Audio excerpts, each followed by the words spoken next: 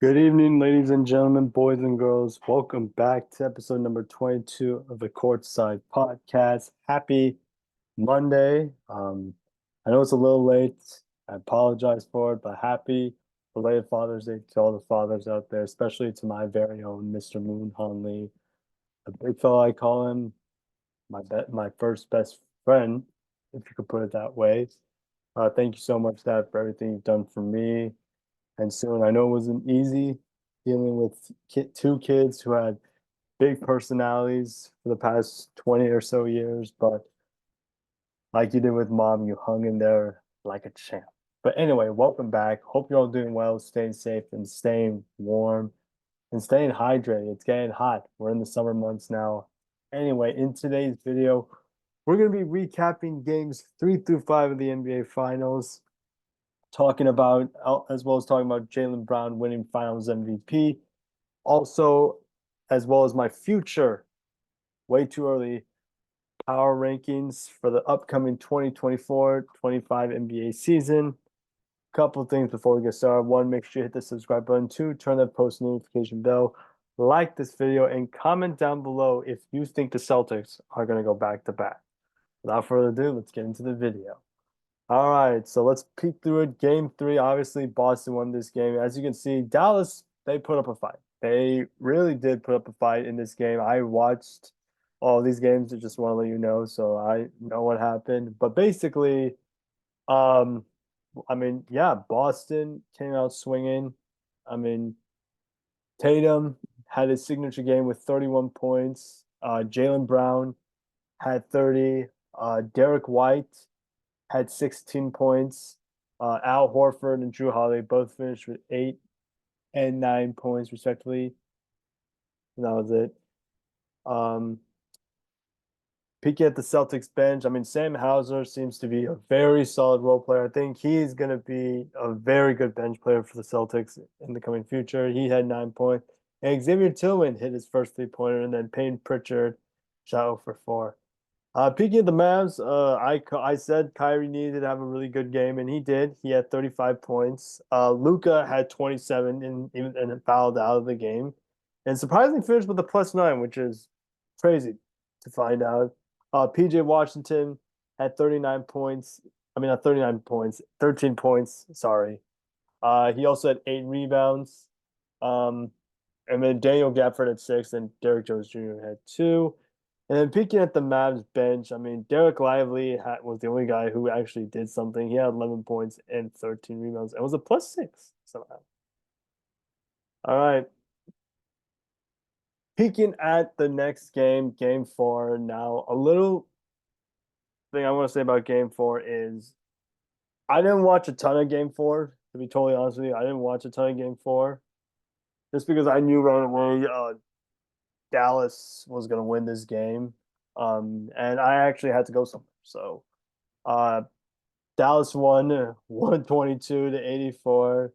This game was not even close. Not one, not th- This game was not even close by the game. All right, peek at Boston. Jason Tatum had 35, had 15 points. Need to stop reading the minutes and replace them with points if you guys get what I'm saying. But Jason Tatum had 15 points. Al Horford had 3 points. Drew Holiday had 10. Derek White had 6. Jaylen Brown had 10 points. Their bench, Payne Pritchard played okay. He had 11 points. Sam Hauser was solid. He had 14 points. And everyone else just did not play well. Picking at the Mavs per se, Luka had 29. Kyrie had 21 in this game. 7 points for Daniel Gafford. Derrick Jones Jr. had 5. PJ Washington had 6, but he was very aggressive on the defense side of the ball. Peeking at the Mavs bench, Tim Hardaway had 15 points. Not Dwight Powell. Sorry, Derek Lively had 11 points and 12 rebounds, and Dante Exum had 10 points. Little do we know this was going to go downhill from there. All right, peeking at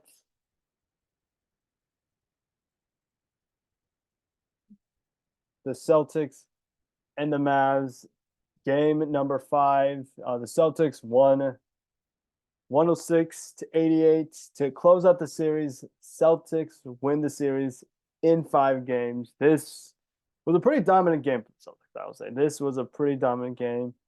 I mean, PJ Washington had 4 points. Derrick Jones Jr. had 10. He was solid. Daniel Gafford at 6. Kyrie struggled heavily in this game. He had 15 points, even though he had 9 assists. And Luka had 28 points and had 12 rebounds and 5 assists. And then the Mavs bench, Josh Green was popping off. He had 14 points. And Derek Lively seemed to struggle. He only had 2 points. And then Dante Exum had 4 points. Peeking at the Celtics side of things, Jason Tatum had 31 points, 8 rebounds, and 11 assists. Jaylen Brown had 21 points. He had 8 rebounds and 6 assists. Derek White hit big shots. He had 14 points. And then Drew Holiday had 15 points. And then Al Horford had 9 points as well. And then Sam Hauser, man, oh man, this guy's a shooter. He had 8 points in this game. But yeah, NBA season has finally come to a close. A little sad that it's ending, unfortunately, because many of you guys know I'm a huge NBA fan. But we have until maybe July to watch some of our favorite players play in the Olympics, which I'm looking forward to watching. Now we're gonna briefly talk about why each team lost the finals, starting each team lost or won the finals for whatever team it is, whether it's the Mavs or the Celtics. So we're going to start with the Mavs. Why did the Mavs lose this series? And I'm going to give you guys my answer to it. So the reason why I thought the Mavs lost this series was what I've been saying all year about what I've been saying about Dallas. I think I said it against Minnesota. I think going into the series against Boston, they need a guy that can be consistent in giving them 15 plus points. And they did get that from Derek Lively, which I understand, but Derek did not play well, I think, in their game again in game 4. So that kind of messed things up a bit. I know they won game 4. Let's not get too ahead of ourselves. I know they won game 4, but still, in order for Dallas to have a chance in this series, they needed Derek Lively or someone else to give them very good minutes and give them very good production. We know what we're gonna get with Luka and maybe Kyrie, even though Kyrie kind of struggled a bit. All right, but we needed that third guy to be hey, I'm gonna give me the ball. I'll try to see if I can get 15 or 20.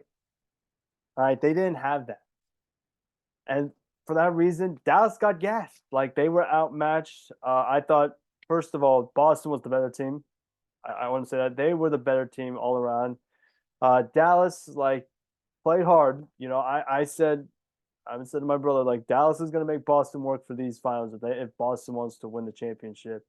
And although Luka played really well, which he did, he needed other guys to step up. Kyrie was kind of non-existent in games 1, 2, and 5. 3 and 4 he popped off, but you needed Kyrie to be more consistent in order to have a chance. And also their role players, one of their role players had to play really well, whether it was Josh Green tonight, Derek Lively, Derek Jones Jr., Daniel Gafford. They needed somebody to be consistent in these finals in order for them to have a chance. Unfortunately, that wasn't the case,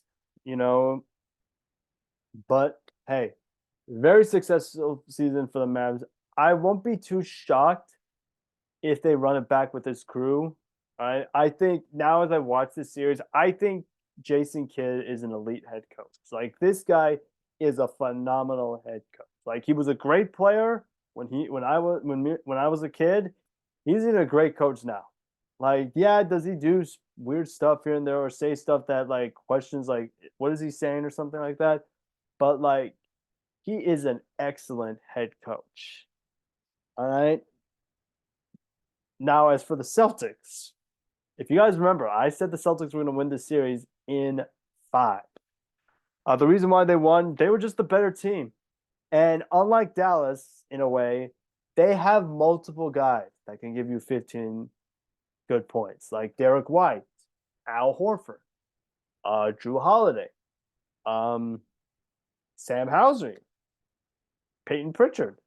Like they had other guys that stepped up to the plate other than Jaylen Brown, Jason Tatum, because we know those two are going to give you 25 a night.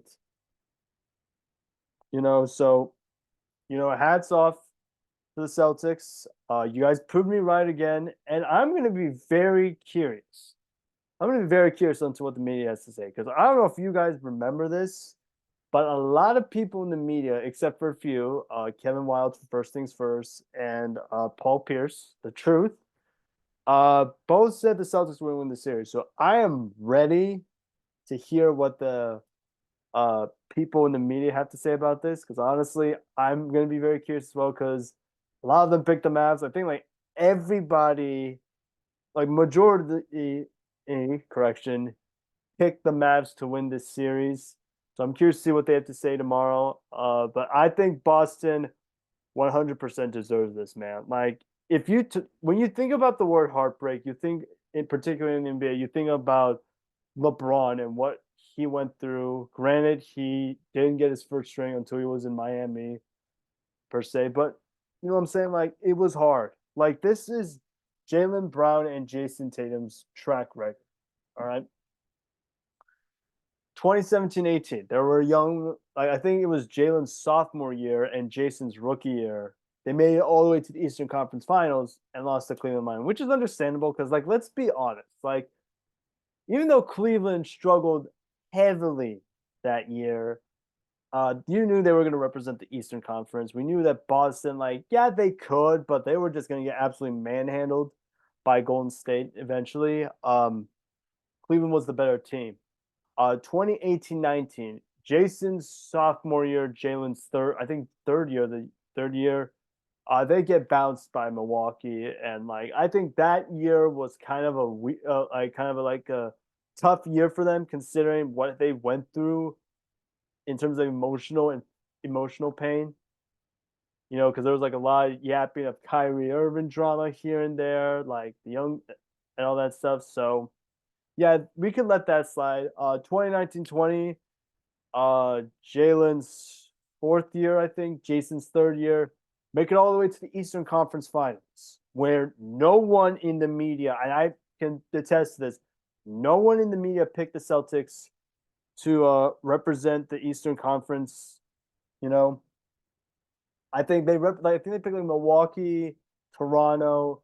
Miami was like a little dark horse back then. That was when they first got Jimmy Butler, I would say. But likewise, it is what it is. They didn't make it past. They got to the Eastern Conference Finals and lost it.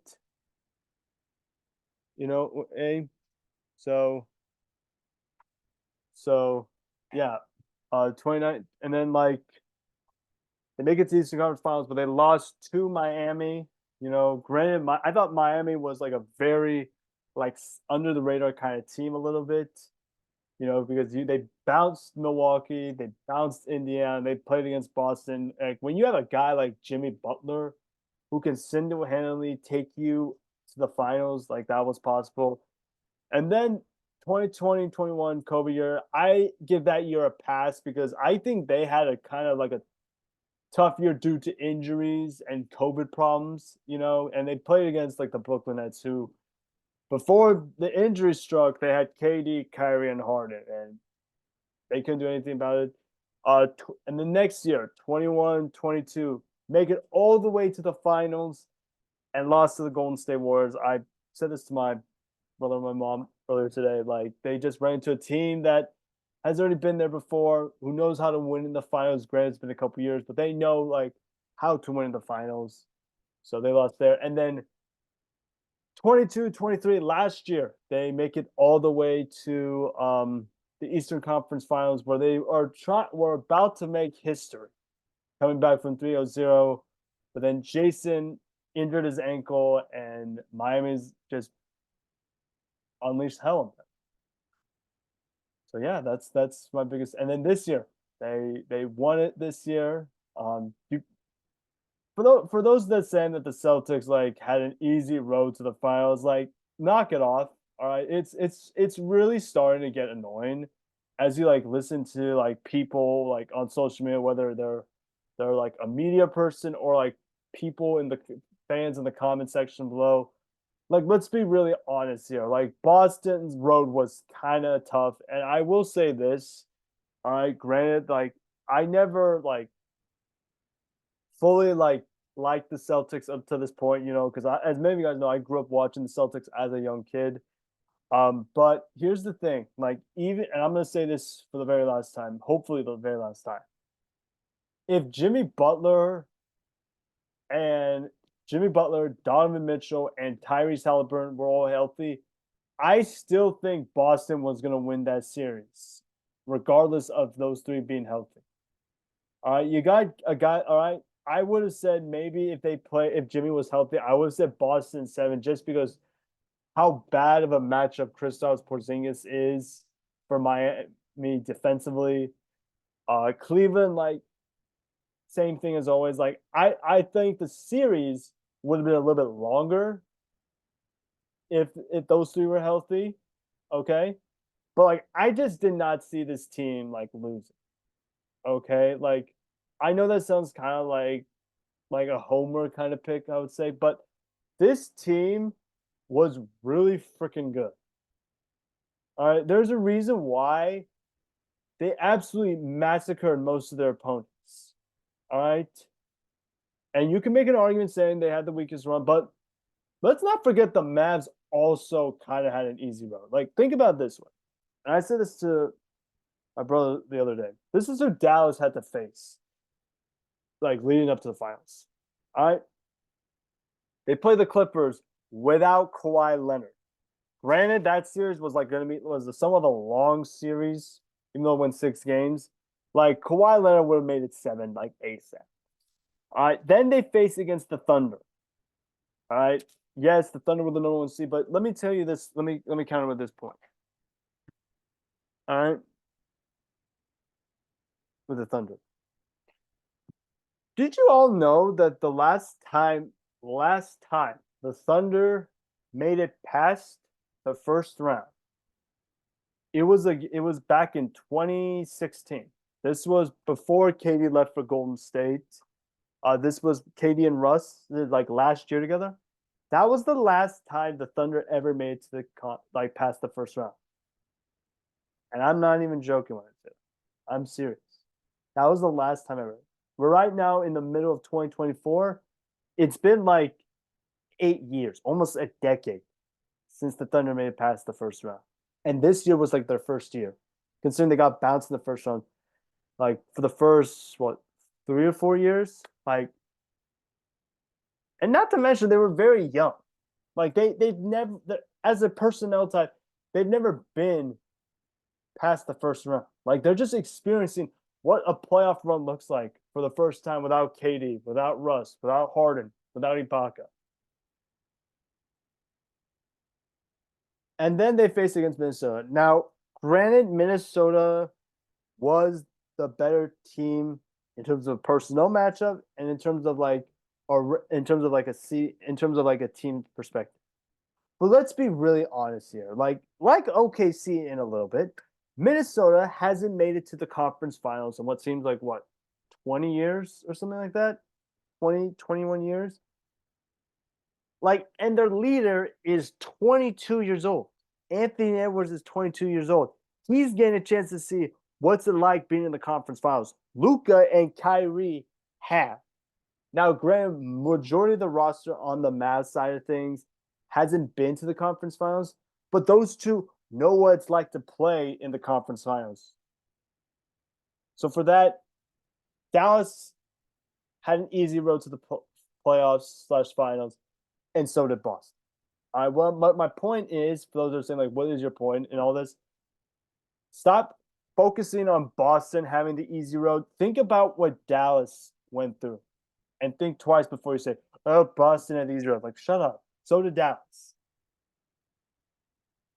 Speaking of teams, but what do you guys think about Dallas and Boston? Like, did they both have an easy road or did one have the other? Let me know in the comment section below. Even though I have a sneaky feeling in my stomach, y'all are going to say Boston. All right, but just let me know. Now, speaking of teams, I want to talk about a serious topic. And before I get into it, I literally forgot to say this in the intro, and I apologize for that. Rest in peace to Jerry West. Jerry West was an icon in the NBA. He is the logo for those like people who are not into basketball. Like he that's him. All right. So I want to pay my condolences and respects to one of the best humans out there. One of the greatest, not the greatest Laker. Let me just say that not the greatest Laker, but just like one of the all-time great Lakers, one of the great executives of all time. Praying for his family, his friends, his loved ones, and everyone else. So keep him in your prayers. But anyway, let's talk about a little bit Golden State because word is out that Klay Thompson has officially unfollowed unfollowed the Golden State Warriors on Instagram and deleted all of his IG posts dedicated to the Golden State Warriors. And I'm gonna officially, react to that. As many of you guys know or may not know, I have been the biggest Klay Thompson supporter since I can remember. All right. If you guys remember or don't remember, I was the one that said once Klay comes back, this team, this Golden State Warriors team, is going to be the most annoying team to play against in the playoffs. And I kept on saying it nonstop. I said, wait for Klay, wait for Klay, wait for Klay, because I truly think this guy is a great player. Like he is a phenomenal player. All right, he's a top 3 shooter of all time, top 5 if you want to bring up like guys that played in the 90s, like Reggie and I think a little bit of Ray. But this guy can make can score 60 with taking 5 dribbles. Like how crazy is that? Like unless you count Steph, like we've never seen a guy that can do that. Like at least for me, like I've been watching the NBA since I was like 4 or 5 years old.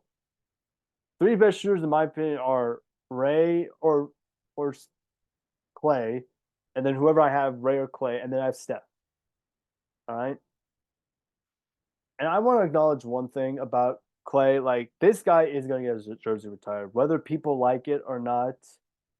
He's going to get his jersey retired, and I do want him to stay in Golden State. Obviously, like Steph, excuse me, Draymond, riding out together one last time will ultimately make my challenge, especially as I got older, because this guy, like the second once I turned like 13 or like 14 even, like this guy like literally evolved into one of the greatest shooters ever outside of Steph.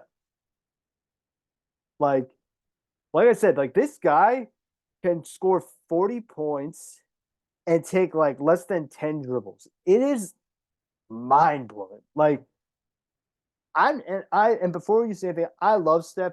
I don't think Steph could do that, in my opinion. Like 40 points on like 5 dribbles, like that is like unheard of. But I also have to have to say this before I get into my next point about Klay staying is that a lot of people are talking about how Klay went 0 for 10 in what was it, the elimination game against Sacramento was in the playing game. What was it, back in April, was it? And I want to say it to those people, and I mean this with all due respect. All right. And I'm not the type of guy that like likes to rip people on social media or call people on social media. But like I always say these words, damn it, I can't help it. Y'all need to shut up. Like this joke of, oh yeah, by the way, Klay shot 0 for 10 from the field. It's like, shut up. With all due respect, shut up. Like that joke is not even funny anymore. All right. Like people are gonna say like, "Oh, Q, you shouldn't take it personally. It's not directed to you. It's directed to Ray Thompson." It's really annoying for me to go on Instagram or YouTube for what matter, and maybe even though I don't have this app, even TikTok, and see people comment, "Oh yeah, Clay shot 0 for 10 from the field." Like you're just being a freaking douchebag when you do that. All right, you're not trying to be funny. All right, you're just being a douche. All right. And I'm sorry if I'm like cursing and saying all these bad words, but like that's the best way I could put it. All right. The amount of times I have seen that comment on Instagram or YouTube is at an all time high. And I'm willing to say this from the bottom of my heart. If I had $1 for every single time I saw that comment on Instagram or on YouTube per se, I would literally buy myself a plane ticket to the US, whether it's and then go on a West Coast road trip from Korea, where I'm living right now, to Oregon, then to California, stay there for a couple days or weeks, depending on how I feel. Go to California, stay there for a couple days, and then go back to Washington, stay there for a couple days, and then fly back to Korea. It is utterly ridiculous to see the amount of slander this man has received like these past several months. Like, yeah, did he shoot 0 for 10? Yeah, he actually did. All right. But that doesn't mean you have the right to say that every single time on social media, whether it's someone posting about something else, like, for example, if it's like I don't know, like a trick shot or like someone doing something crazy, you know, you're going to see a comment on that person's like Instagram or like that, like IG post or like I don't know what to call it at this point because even though I've had Instagram for a couple years now, you're gonna see a comment on there saying, "Oh, by the way, Clay shot 0 for 10, shot 0 for 10 from elimination game." Like, shut up! Like that is so annoying to see. And as a person who has like backed up Clay for so many years, it really annoys me. All right, yeah, he actually did that, but guess what? Maybe once or twice you could bring it up.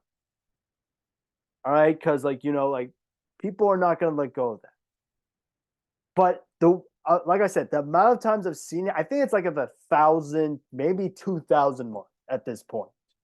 Seeing those comments, like I even commented. I think it was on like the ESPN post. I think it was like a Jason Tatum post or something earlier today, and then like someone commented saying, "Oh, by the way, Clay Thompson went 0 for 10 from the," and I literally tagged that person on my comments and said, "Can you shut up? You're not being funny."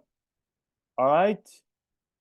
All right. Every player in the NBA has had a bad game. All right. Now, not as bad as Clay did in that fight in their final game against Sacramento in the in-season tournament. But the thing is, stop bringing it up like nonstop. Like it's if you're trying to be funny and say that on social media, you're not being funny. All right. You're just being an absolute dickhead when you do that. So please, for the love of God, knock it off. All right. All right. And I'm gonna absolutely lose it if I see one more comment on that because I might just straight up report it. And I know that sounds really like cheap or anything, but what am I supposed to do? Like it's so frustrating to see a player get this much hate. Like I have never seen a player who like played really badly in like any game. Like and like I said, I've been watching the NBA for more than like almost half my life. I have never seen this much criticism from a player in my life until this year with Clay Thompson and him shooting 0 for 10 because it's ridiculous. All right. Yeah, he did do that. Move on. All right. And I just feel so bad for him. All right. And I know if he decides to play for Golden State and he decides to like take a pay cut, I know he is coming for blood.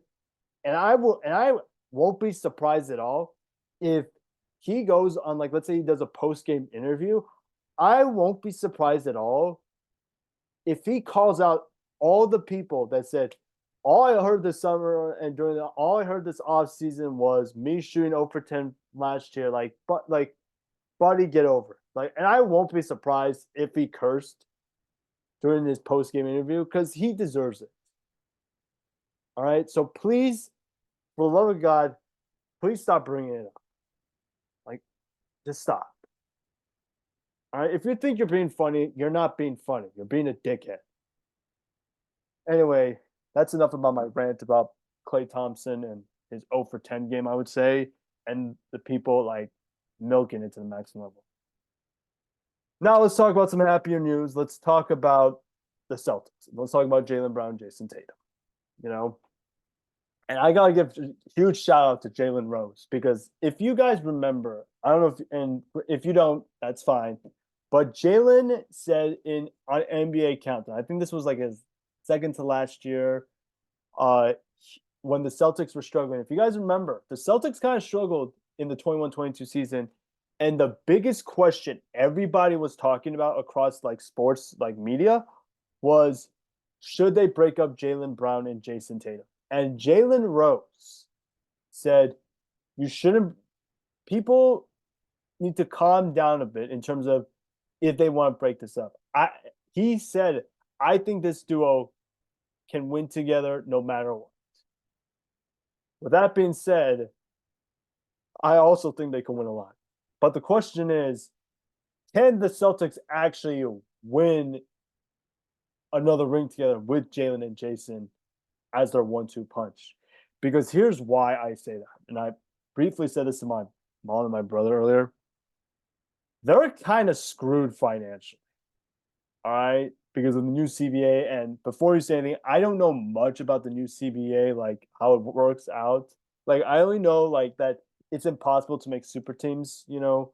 But this is what I know for sure. Like, and I'm gonna bring this up later in my power rankings video. The Celtics have signed Jaylen Brown to like I think like a $300 million contract. I think I'm not entirely sure. I have to double check what the numbers are. But Jalen has a $300 million contract. Drew Holiday has a $126 million contract. I think, or like 120. I can't remember. They re-signed him. Derek White, according to Woj, is eligible for a 4-year, I think, $126 million contract. So that's 250 to 500 per se. But like I said, I don't know the numbers per se, but like I know Jalen has like 300, and then Drew and Derek had like 100 something. Jason Tatum is eligible for a 5-year, $315 million contract. Like if it is like 300 and 300 and I think 100, that's like $800 million like worth of contract. Not to mention Kristaps Porzingis' contract, which is I think like 60 million, and Al Horford re-signed. I'm not sure what Al's deal is, but like my point is like this team is gonna get ridiculously expensive. So with that being said, I think they could win maybe one more, maybe two, if they could get lucky. But like, and I'm gonna bring this up later, they are screwed financially because it might look a little ugly for this team. But hey, who knows what might. Anyway, to wrap things up, I thought it was best if we do my way too early NBA power rankings for the 24-25 season. Now there are going to be some teams that I'm going to rank higher or lower than a lot of you guys are. So if you have a problem with that, let me know in the comment section below. I already know I'm going to get a lot of hate for this one. So just like hang in there. All right, and bear with me. All right, so let's do this. Let me pull up the tier list right now, actually. All right, let me pull up the tier list right now. So I have it going from 1 to 30, like the top 30 teams according to me. So bear with me. I might give it like a brief 1 to 2 sentence reasoning why. Uh, for some teams, and then for like the teams that are like the upper echelon, I would say I might go 3 or 4, depending on what we do. But anyway, here we go. So coming in at number 30 in 30th, I have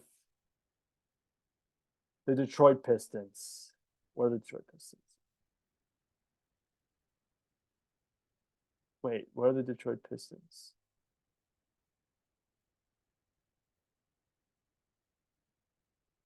Wait.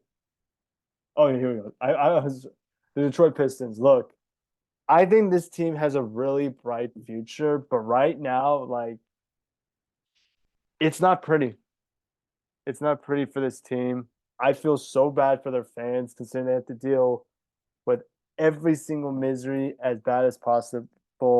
Um, yeah, I mean, this team is gonna be. I think they're gonna be a very good team, very like young team. They're gonna be a very. They're still young, but like at the same time, like this team is just not that good, man. Like, and I feel so bad for their fan base, considering that they've dealt with a lot over the years. Number 29.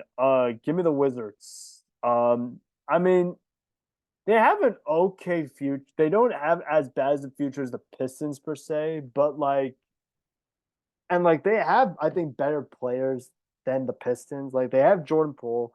They still got Kyle Kuzma. Danny Avdi, I think, is going to take another step.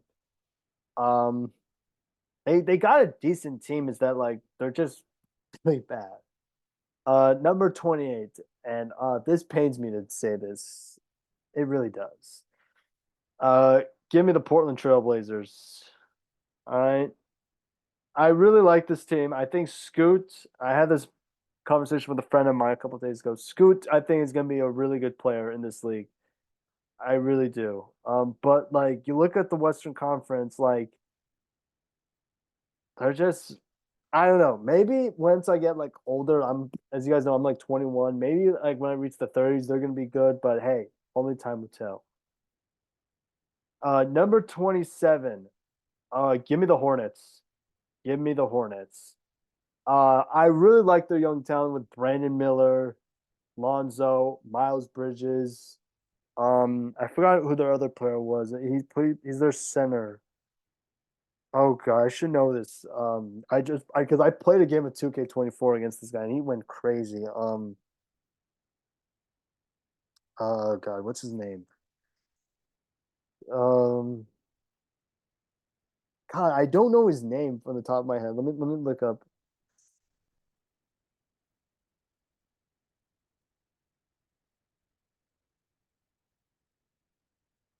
Miles Bridges. Let me. I try. I can't remember the top of my head. Who is it?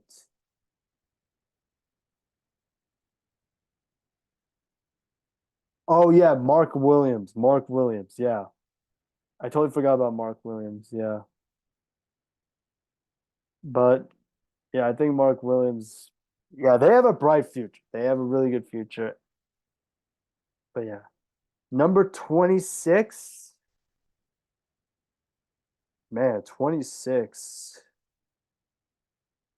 I might go the Toronto Raptors, maybe. That might sound crazy, but like they have good players on the team. Like they got Scotty Barnes. RJ Barrett, I think, is gonna be a stud. Um, like they have a good few they're gonna be good. I just wonder like how good is like, Sky Barnes. Number 25. Give me the Brooklyn Nets. Give me the Brooklyn Nets. They got good players, Mikal Bridges, Cam Thomas, Cam Johnson. Um, I'm gonna be very curious to see what they do this offseason. Like they may not be that good, but like, are they gonna go younger or are they gonna like waiting for a star? We'll see. Number 24. Okay. This might sound crazy, but I got the Spurs at number 24, man. Like I think the Spurs, they're gonna be a very good team. I obviously think Wemby is the real deal. Like he's a unicorn, man. He is officially a metahuman. And I know that sounds crazy considering like he's a rookie, but like this guy is for real. I do think they need to do some things in the offseason to help win me out, but right now I think they're the 24th best team. Number 23, I got the Atlanta Hawks.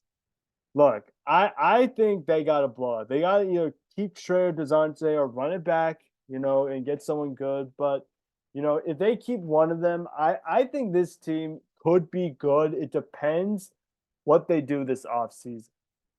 Number 22, I got the Utah Jazz.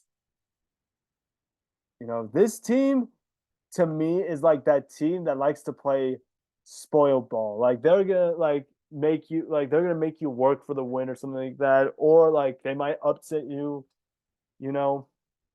But like they have a really good future. I think they have like what 10 or 11 first round picks next year.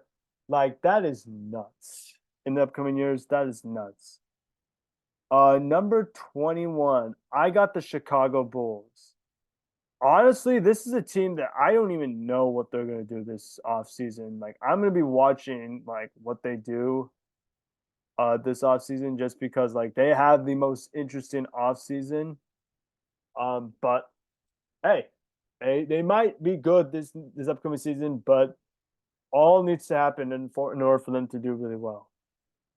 At number 20, oh man, there's a lot. Number 20, I got the Rockets at number 20.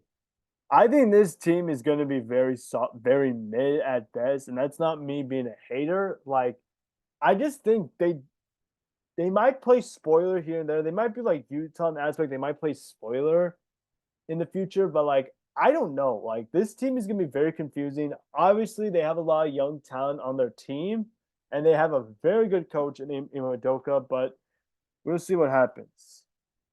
At number 19, I'm going the Sacramento Kings. Yeah, I know that sounds crazy. Yeah, I'm going with the Sacramento Kings.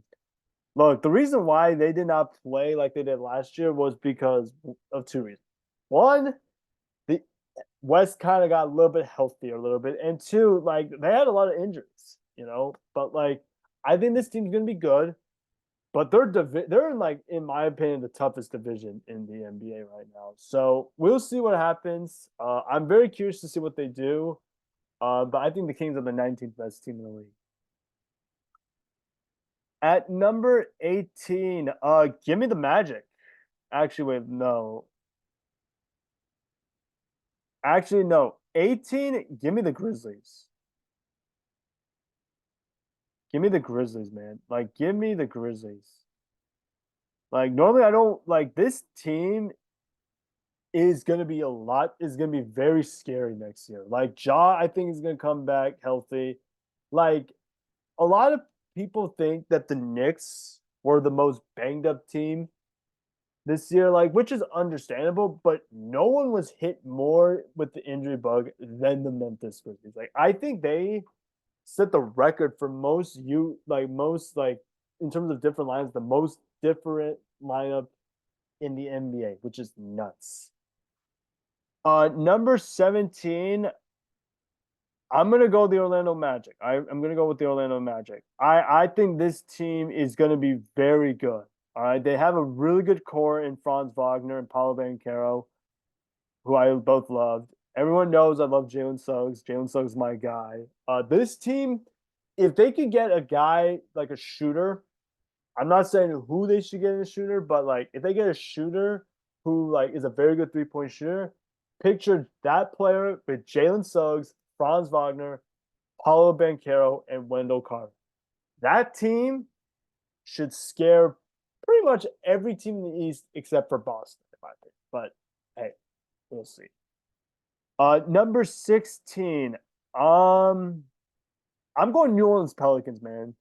I still think this team is a very good team. The problem is, and hear me on this comparison, they are like the 49ers of the NBA in this aspect. As you guys know, the 49ers have dealt with a lot of injuries over their course of the past couple of years, and like they have an injury at the worst time possible. that is similar to the Pelicans. I think I remember like Zion went out, I think, against the Lakers in their playing game. He missed time. I think he missed like the entire first round against the Thunder, which was kind of sad to see because I wanted to see Zion in a playoff series. But like this team is going to be very dangerous, and I think they're going to be a very good team. Like I said with the other teams on this list, I'm going to be watching what they do this offseason. All right, number 15. Where do I go from here? I got the Cavs. I got the Cavs at number 15. Look, I think this team is going to be very interesting this offseason, considering that like, do they blow it up or or does Donovan Mitchell resign? Because that's all I've been hearing about this team. Like, obviously, I think this team is going to be good, but like, are they gonna take a step back next year? We'll see. At number 14, oh man, there's a lot of good options left on this. Let me see. Number 14, I might go Indiana at number 14. Look, this team has the brightest future, in my opinion, in the East, if you exclude like the upper echelon teams. But like this team, I think is going to be very good. I think they're going to re-sign Pascal Siakam. I think they're going to get. I think they're going to get somebody this offseason. I really do, and I think, hey, they might be a top three seed in Eastern Conference. I know they were this past season, but like I think they could get to second place, but we'll see. Number 13. I'm gonna go I'm gonna go with the Miami Heat. Like I still to this day still think this team is a legitimate dark horse whenever the playoffs come around. Just because like this team is gonna be scary, come playoff time. Because you got Jimmy Butler, you got Bam Adebayo, you got Tyler Hill, you got Jaime Jaquez, who in my opinion was a dark horse to win Rookie of the Year. Like I think this team is coming back for vengeance. Number 12, my first crazy one, I would say. I got the Milwaukee Bucks. I got the Milwaukee Bucks at number 11. What is it? Number 12. Look, people know that I've been the harshest critic of the Bucks this year. Like I've been so hard on them this entire year. I do think that, and it pains me to say this, I do think that Dame, Giannis, and Chris are going to play well. It just like that Giannis is now starting to get very injury prone a little bit. Not saying a lot, a little bit. And I think this team is going to be. I don't know. I don't know what they're going to do. I know they're screwed financial wise, but like I think they're going to be just okay. Number 11. Give me the Lakers. Another team that I think is going to be okay. Look, I don't want to put the Lakers higher than where I'm going to put them right now. I just think right now they are in a mess. And I want to say this, like Darvin, and I'm going to say this for the very last time. Darvin Ham should not have been fired. I'll say that again. Darvin Ham should not have been fired. All right. And I will say it once, and I'll say it again. Not like Darvin Ham should be fired. It's not his fault that they drew the worst matchup. They could have done what I heard Mike Greenberg, who, as maybe you guys know, is known as Greeny on ESPN. Greeny suggested, like, sit out LeBron and AD against the Pelicans, and then like play against Sacramento and Golden State. Now, granted, they lost to both of those teams, but like it's better than playing Denver. It's not his fault. Like, I know Lakers fans are gonna say, "Oh, he made the worst adjustment ever." Like, it's not his fault that you guys drew Denver the first round, the team that you cannot beat. Number 10, and I might cause some controversy here. I got the Golden State Warriors. Look, I'm going to be watching what they do with Clay this offseason, if they're going to re-sign him or not. But, like, I still think this team is going to be very good next year. Like, as long as you got Steph, who can put up 27, on any given night, 30 in his sleep, 40 with his eyes closed. Like this team, in my opinion, is a top 10 team in this league. All right. Now, like I said, I'm gonna be curious to what they do with Clay and Draymond and Wiggs. But as long as you got Steph Curry, you got a chance. Number nine, I know people are gonna go at my ass when I say this. Like, people are gonna call me the biggest like dick rider, beat writer, and I'm glazing this team way too much. And that is the Phoenix Suns. Look, I will be Malcolm X in the aspect of I will use my words as weapon. I still think this trio of Durant, Booker, and Beal can work out. I still think they can work out. Now, are they screwed financially? Yes. Do they need a point guard? Yes. All right.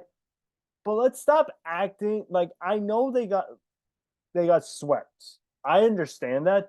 But if you look at it from this perspective, this team is going to be very good next year. I think this is the team, in my opinion, that's coming for blood next year. They're coming for absolute blood. And I think if this trio can stay healthy, they're going to be a fucking monster. Number eight. This might be too low for them. I have the Philadelphia 76ers at number eight.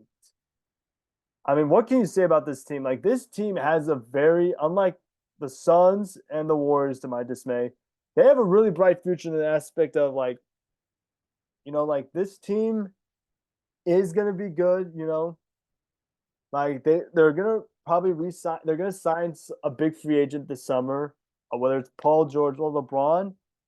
But, like, this team, I think, was kind of okay a little bit, considering that, like, they were kicking your ass in the first half of the season, and then they kind of slowly like were getting their ass kicked in the second half of the season. But I think Embiid healthy, if he stays healthy, could be a legitimate dark horse in the East. Number seven, I might get flamed for this. I'm gonna say the Dallas Mavericks. I think the Dallas Mavericks are the seventh best team in the East right now in my power rankings. Look, as long as you got Luka and Kyrie, like you have a chance. But they got to get a third guy on their team to give them 15, 20 a night because I love Derek Jones Jr., Daniel Gafford, PJ Washington. But like you saw that series against Boston. They were gassed against Boston. Like they need a guy that be like, hey, let me give you guys 20 points like off the bench or as a starter. I can give you guys 20 points. But as long as they have Luka and Kyrie, they have a chance.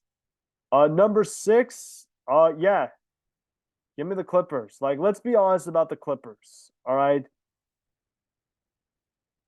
Like, I think this team would have made it a 7-game series against the Mavs had Kawhi played. And who knows? Maybe this could have been an upset. Who knows? But like, I still think this team's gonna be very good. I think Ty Lue is a very phenomenal head coach. I'm gonna be watching what they do this offseason because reports say they might not have Paul George next year. We'll see what happens. But hey, this might change. Number five, I'm gonna go the OKC Thunder. I'm gonna go with the OKC Thunder just because like they have probably the brightest future out of any team in the league right now because they have so many draft picks. They could trade for a star. I do think they need to get like a center that can like do all the dirty work in terms of like getting all the dirty rebounds because you saw that series against Dallas. They were getting body. Number four. Give me the New York Knicks. Give me the Knicks. Look, I think the reason why the Knicks lost against the Pacers was one, they were gassed, and two, they had the worst injury bug I've ever seen from an NBA team, probably since, and even though they won it, the 2017-18 Golden State Warriors. Like, you had OG Anunoby go out, Bogdan Bogdanovic go out, Julius Randle go out, what's his name? Josh Hart go out. Dante DiVincenzo, I think, kind of was cramping a little bit. Jalen Brunson was out. Like they had so many guys hurt. Not to mention, they had like their players were playing like 48 minutes a night, which is nuts. But like I still think this team is going to be very good. I think they're a top 2, 3 seed in this conference, but if they can stay healthy, who knows? Number 3, give me the Minnesota Timberwolves. Now, like I said with the other teams, I'm going to be watching what they do this offseason. If they decide to bring back Karl Anthony Towns right now, but like this team is very good. I think they're going to get better. I think Anthony Edwards has officially been dubbed as a metahuman in the Keelan Lee like metahuman school per se. They got Jaden McDaniels. They got Naz Reid still. Like this team is going to be good. Number 2, I'm going to go with the Denver Nuggets. Like the reason why I know a lot of people are like wondering like why did the Nuggets suck, even though everyone knows like everyone had Denver as going back to back. The reason why Denver lost this series was because their bench was dog shit. Like their bench was so terrible this year. Like they didn't have a guy that says, "Hey, Nikola Demal, I'll give you 15 points." Like, yeah, you had that in Aaron Gordon and Michael Porter Jr., but they were like non-existent against Minnesota. Like Aaron Gordon, maybe I forgot what game you popped off in, but like maybe, but like at the same time, like no, like this their bench was terrible. So if they could get some bench production and they run back with a score, I think this team could be the best team in the best team. And at number 1, I think this is to no one's shock. I have the Boston Celtics. Now, like I said, they are screwed financially. Like I have like if you probably exclude Phoenix because they have like one of the worst contracts in the NBA in Bradley Beal's, and that's not a knock on Bradley Beal when I say this. I love Bradley Beal. Everyone knows that I love him to death. But like Boston might have, in terms of financial wise, might have the worst future. Like, and that's not disrespecting them, even though I said they won the championship. But what they're about to pay in the luxury tax is absolutely, and that is my way too early power rankings for the 2024-25 NBA season. What do you guys think? Let me know in the comment section below. Is a team way too high or a team way too low? Let me know in the comments. I hope you enjoyed this video. If you did, please give a like, subscribe, turn that post notification bell. Hopefully, I could go back to recording every single Sunday from now on. But I hope you have a fantastic rest of your week. Stay safe, stay warm. All right, stay hydrated. Stay cool if you're living in a hot place like where I am right now. But have a fantastic evening. And until next time, I'm out. Peace.